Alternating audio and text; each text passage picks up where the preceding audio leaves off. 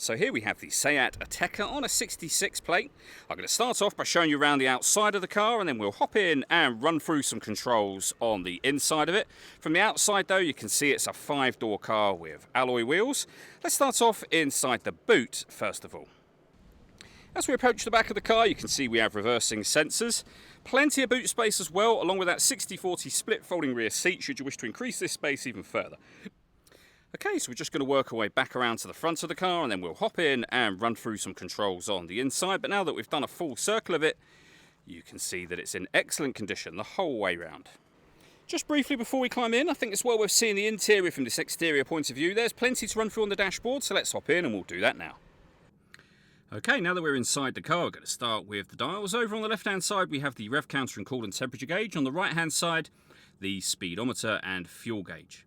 In the middle, firstly, you can see the total miles for this car. They are 65,740.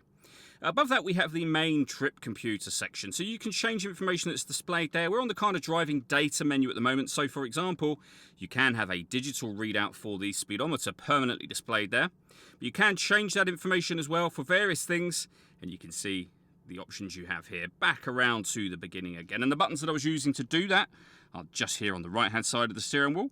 Over on the left hand side we have stereo and phone controls. You can only use the phone controls once you pair the phone up to the car, which is done over on the touchscreen in the center just here. Hit the phone button and then from there you'd follow the instructions on screen. When it comes to music, we have the radio, and in that top left hand corner you can see we have DAB, FM and AM radio available. If you want to listen to your own music, press the media button, and we've got a number of ways in which we can do that.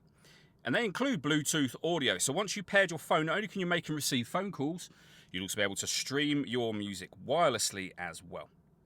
You can see it mentions navigation there. This car's got satellite navigation. Nice clear colour display, as you can see.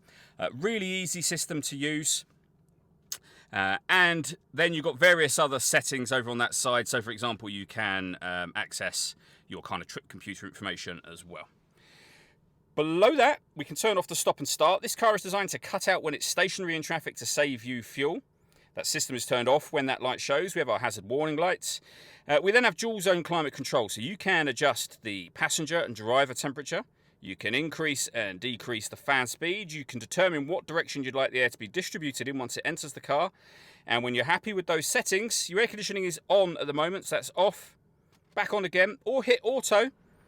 In doing so, as you can hear, the car will take control of the fan speed and the direction of the air. Any manual adjustment will override that and allow you to put it back on your own settings.